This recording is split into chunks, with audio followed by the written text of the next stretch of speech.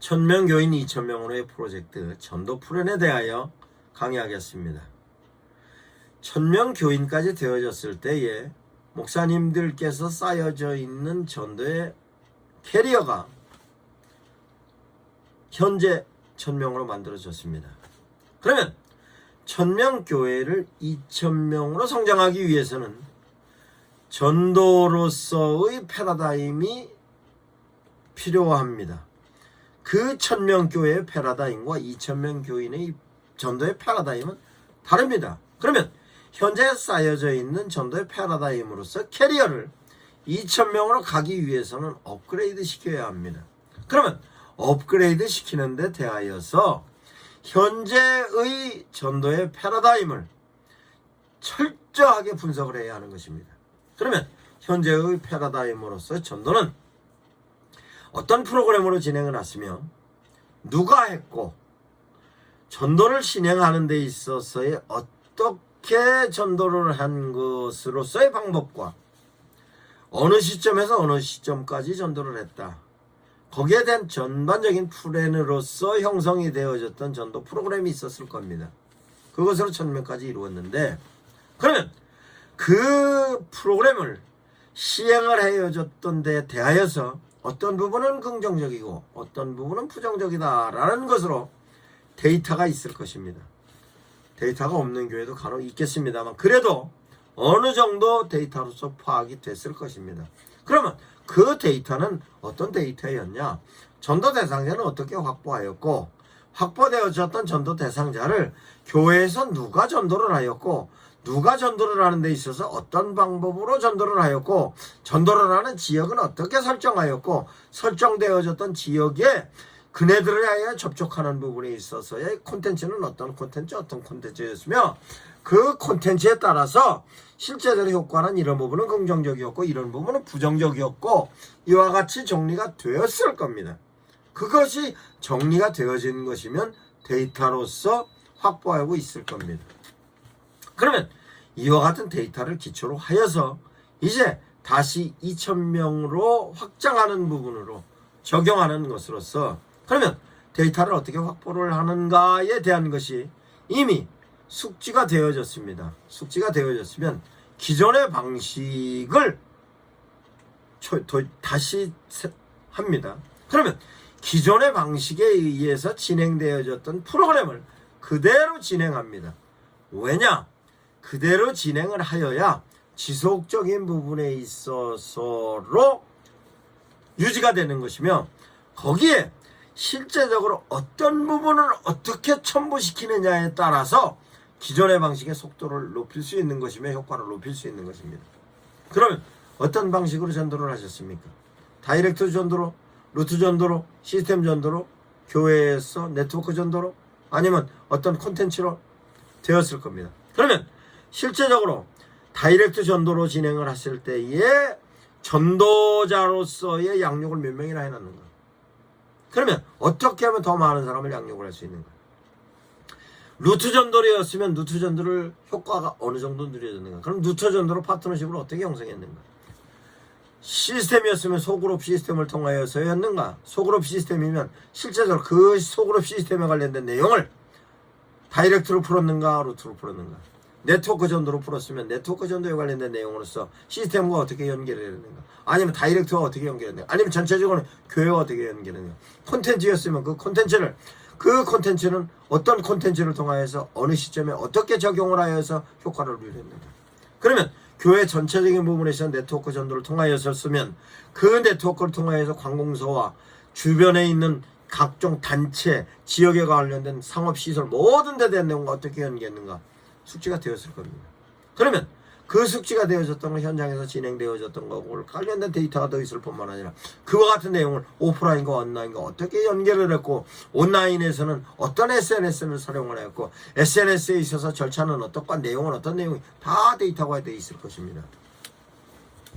그러면 기존에 관련된 부분에서 어떻게 성장을 시킬 거냐에 대한 것으로 전도에 관련된 부분에 있어서 가장 큰 역할을 하는 것이 그 교회에서 성도들이 주변 사람들에게 교회를 자랑할 수 있는 것이 많으면 많을수록 전도는 효과적으로 되는 것입니다. 그러면 기존의 전도 프로그램은 그대로 목사님들께서 유입해 가시면서 실제적으로 성도들이 가지고 있는 데 대한 내용이 마인드에 대한 내용을 업그레이드 시키는 쪽으로 방향을 찾아가는 것입니다.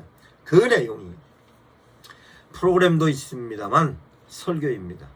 설교로 목사님들께서 설교를 지금까지 했던 설교에 비해서 어떤 설교를 하느냐 뿐만 아니라 지금까지 설교에 의해서로 목사님을 다시 발견하게 하고 성도들이 실제적으로 우리 교회 성도들이 어떤 퍼스널리티를 가지고 있는가에 대한 내용이 지금까지도 알고 있었습니다만 그 퍼스널리티가 보다 성도들에게 효과적으로 이해할 수 있게 교회의 프로세스가 있습니다. 그 프로세스 성도들이 효과적으로 내가 자랑할 만한 프로세스로 성도들이 인식할 수 있게 그것뿐만 아니라 교회에서 주변 모든 시설, 환경, 단체, 기관과 연계를 통해서 진행되어졌던 것이 실제적으로 모든 성도들이 갖고 있는 자긍심을 갖고 있을 만한 내용으로 인식시키는 것이 이제는 기존에 가지고 있던 방식에 실제적으로 성도들을 향하여서 전도의 에너지로 불어넣는 것입니다.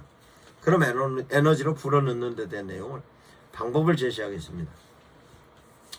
성도들은 목사님께서 목회하셨던 내용대로 성도들은 공감대를 형성하여 양육이 되었습니다. 그 양육되어졌던 것으로 신앙생활을 하는 것입니다. 그 신앙생활을 하는 것과 함께 사회에서 일반적인 생활을 합니다. 삶의 현장에서. 그런데 그 삶의 현장에서 살아가는 데 있어서 어떤 성도들은 전도를 하고 어떤 성도들은 전도를 안 합니다. 그러면 교회 실제적으로 전도 프로그램에 참여하고 있는 사람들은 현장에서 전도를 합니다만 그 참여를 하고 있는 사람이 목사님들께서 2.8 원리를 적용해서 우리 교회는 20명의 열정적이고 교회 프로그램에 참여하고 있는 사람을 통해서 나는 목회를 성공했습니다. 안타깝지만 그건 하나님이 원하는 것이 아닙니다. 하나님은 전적인 성도들이 전체적으로 다 움직이는 것을 원합니다. 그 표본이 사도행전 2장에 있습니다. 그러면 사도행전 2장에 따른 전도를 할 때 어떻게 할 것인가에 대한 내용을 사도행전 2장을 근거로 전도에 대한 내용을 설명을 하자면 성령께서 역사하셨습니다. 성령께서 역사하셔서 성령의 역사를 성도들이 경험을 통해서 봅니다. 그 경험을 통해서 보아져졌던 것 가지고 그 나타난 현상을 일부 사람들은 조롱을 하기도 하고 일부 사람들은 기이여깁니다. 왜냐? 사도들이 하나님의 메시지를 선포하는 데 있어서 실제적으로 갖고 있는 지력이 떨어지는 사람들이 대다수입니다. 살고 있는 지역도 활동했던 지역도 갈릴리 지역이라 갈릴리 지역은 지역적인 면에 있어서 많은 사람들이 열성적인 지역이라고 얘기합니다. 그러면 열등한 지역에서 지력도 떨어지는 사람들이 어떻게 저렇게 조리 있게 말을 잘하는가? 그 조리 있게 말하는 현상은 뭐였는가? 원건 각처에서 온 사람들이 다 지력이 떨어지는 사람들이 말을 하고 있는데 자기 나라 말로 들으니까 저게 어찌 되느냐? 술 취한 거 아니냐? 조롱합니다. 그러나 어떤 사람들은 그 가운데서 성령의 역사를 경험합니다. 그런데 더 놀라운 사실은 하나님의 메시지를 선포하고 있는 사도들의 메시지가 그네들의 가슴을 두드리기 시작합니다. 그러면서 그네들이 통해 자국하는 모습으로 변환이 됩니다. 우리가 어떻게 하면 좋냐? 어찌할 거? 어떻게 했으면 좋겠냐? 회개하고 세례를 받으라. 성령이 임하신다. 그로 인하여서 그네들이 세례를 받고 변화가 됩니다. 그 변화가 되는 데 대한 내용이 성령이 개입하시면서로 사람들의 삶이 바뀝니다. 어떻게 바뀌냐? 신분 고하를 막론하고 함께 밥을 나눕니다. 그 당시에는 신분에 따라서 같이 자리도 안 앉는 자리입니다. 함께 식사를 나누고 떡을 뗍니다. 그것뿐만 아니라 내가 가지고 있는 재산을 팔아서 실제적으로 나눠줘서 어려운 사람들을 돕는 사람으로 바뀝니다. 그러니 바깥에서 관찰하고 있는 사람들이 봤을 때 저게 무엇이지? 라고 했는데 그 모여져 있는 모임의 공동체 속에서 성령의 역사를 통해서 삶의 희열과 기쁨을 누리고 성령의 열매가 나타나는 것이 현상적으로 보여지니 그곳이 부러움을 사기 시작합니다. 부러움을 사기 시작해서 바라보고 있는 사람들을 향하여서 성도들이 가서 현장에 가서 당신과 같은 처지에 있었던 사람들에게 사도들을 소개하고 교회를 소개합니다. 그래서 참여하는 사람들이 3,000명씩 늘었다는 얘기가 사도행전 2장입니다. 그러면 실제적으로 1,000명 교회에서 2,000명이 늘어날 때의 교회의 표본은 사도행전 2장입니다. 그러면 사도행전 2장에 있어서 성령의 역사는 성령의 역사가 어떻게 나타났는가에 대한 것은 사도들이 하나님의 말씀을 전하는 데 있어서 하나님의 말씀이 효과적으로 전달되기 위해서 성령께서는 역사하셨습니다. 그 성령께서의 역사는 사도들이 지력이 짧아서 비록 어눌하게 얘기한다 할지라도 성도들 그 어눌하게 하나님의 메시지를 할지라도 성도들을 향하여서 귀로 들어올 때는 성령께서 역사하셔서 그네들이 이해할 수 있는 데 된 언어와 이해할 수 있는 내용으로 전달이 됐습니다. 성령께서 역사하시면 사람들이 변화가 되는 것입니다. 그 변화되어졌던 모습은 어떤 모습이냐? 통에 자복하는 사람으로 바뀌었고 통에 자복했던 사람들이 성령을 체험해서 바깥에 나가서 전하는 사람으로 바뀐 것입니다. 그러면 실제적으로 목사님들께서 하나님의 말씀을 선포를 할 때 성도들 현장에 나가 전할 수 있는 메시지로 제시가 되었는가? 그러면 전도에 있어서 가장 중요한 전도의 매뉴얼은 목사님의 설교인 것입니다. 사도행전 2장이 왜 거기에 기록이 되어 있는가? 하나님께서 이런 의도를 가지고 나는 교회를 확장한다. 교회도 이렇게 만들고 이렇게 확장할 것이며 이렇게 복음화를 시켜서 세상을 바꾸겠다 하는 것이 예수님께서 오셔서 교훈적으로 가르쳐 주셨고 그 가르쳐 주시는 것이 성령에 임하여서 성령께서 사역으로서 그렇게 이끌어 가시는 것인데 그 이끌어 가시는 데 대한 내용이 전도는 반드시 목사님의 메시지로 출발하는 것입니다.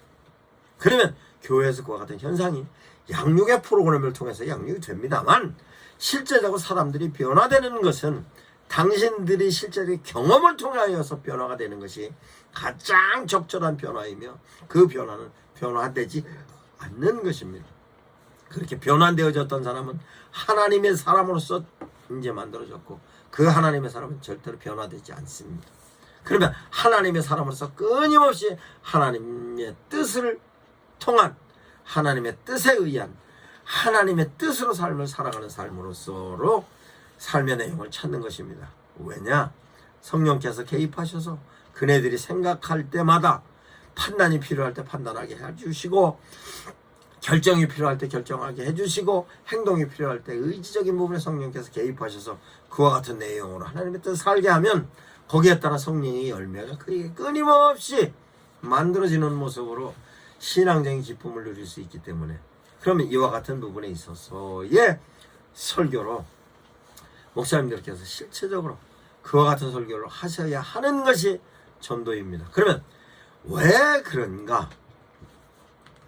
성도들이 실제적으로 내가 깊이 각인이 되어졌던 것으로 그 각인이 되어졌던 데 대한 내용을 삶에 적용을 합니다. 그러면 무엇으로 각인이 되었는가에 대한 것이 하나님의 메시지로 각인이 된 사람이면 그 각인이 되어졌던 내용으로 삶의 현장에서 하나님의 메시지를 적용해 쓰는 겁니다.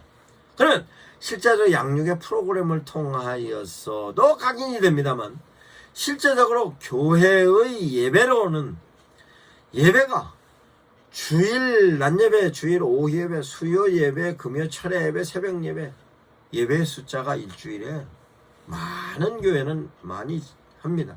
그러면 실제적으로 성도들이 가장 신앙적인 부분에서 끊임없이 양육이 되고 양육이 되어졌던 내용으로 하나님의 메시지는 설교로 끊임없이 성도들에게 선포되어지는데 그 선포되어지는 데 대한 내용이 성도들로 하여금 가장 효과적으로 이해할 수 있고 가장 이해되어졌던 내용이 오래 기억이 남을 수 있고 오래 기억이 남아서 각인이 되어졌던 내용을 삶의 현장에서 효과적으로 제시할 수 있는 대한 메시지로 그 메시지가 전도의 매뉴얼로 작용하면 성도들은 그 매뉴얼을 통하여서 삶의 희열과 기쁨을 누리고 그 적용되어졌던 삶의 기쁨과 내용을 주변 사람들에게 자랑하는 것이 전도입니다. 이것이 사도행전 2장의 원리이고, 실제로 전도는 이와 같이 진행되어야 합니다. 그러면 실제적으로 20%의 현장에 나가 뛰는 전도뿐만이 아니라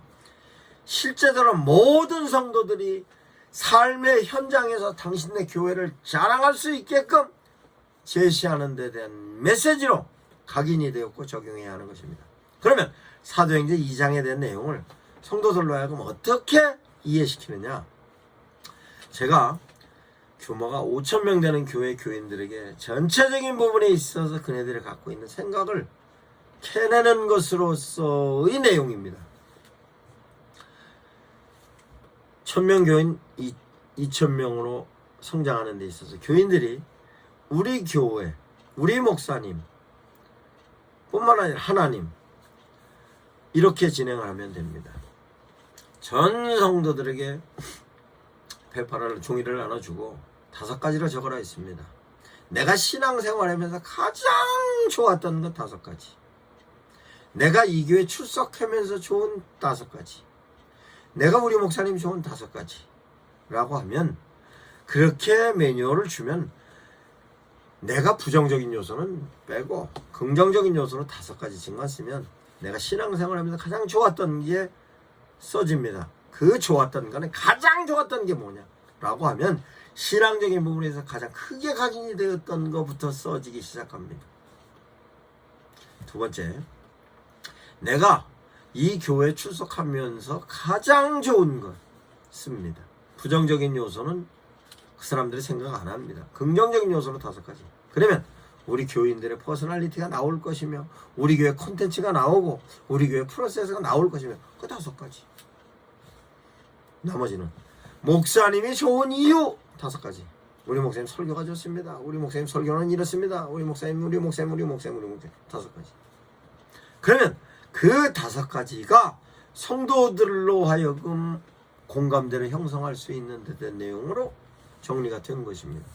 그러면 대체적으로 1번부터 5가지의 순번을 정하면 그 내용이 대체적으로 모든 성도들에게 보편적으로 함께 나오는 내용입니다.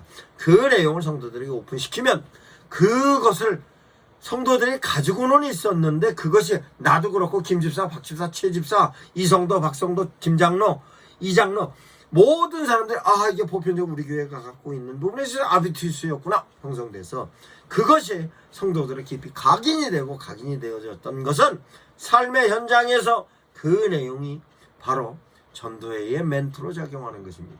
그러면 다소 내가 논리가 떨어진다 할지라도 우리 교회는 이렇습니다. 우리 교회 목사님은 사랑이 넘쳐요.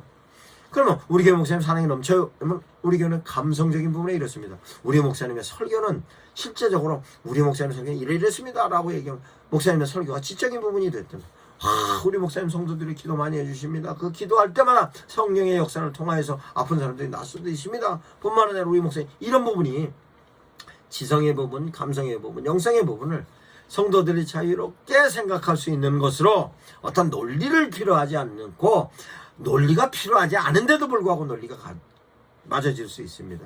논리라는 것은 그 사람이 설득할 수 있는 부분에 있어서로 필요한 내용이며, 그 내용이 우리 교회는 이렇습니다 라는 보편적인 내용으로 설명이 됩니다. 그러면 논리로 맞아지고, 뿐만 아니라 그 내용을 얘기할 때 자기가 보았기 때문에, 보아졌던 내용을 설명하기 때문에 우리 교회는 이런 콘텐츠도 있고 이런 콘텐츠 있습니다. 우리 교회 성도들이 이렇게 기쁨을 누리고 있습니다. 관련된 내용이 당신이 가지고 있었던 공감대로 형성되어졌던 내용을 전도 대상자에게 제시함으로 전도 대상자도 공감대를 형성할 수 있습니다. 그 내용이 바로 이제는 전 교인들을 전도할 수 있는 데 대한 패러다임인 것입니다. 목사님들께서 유용하셔서 활용하시기 바랍니다.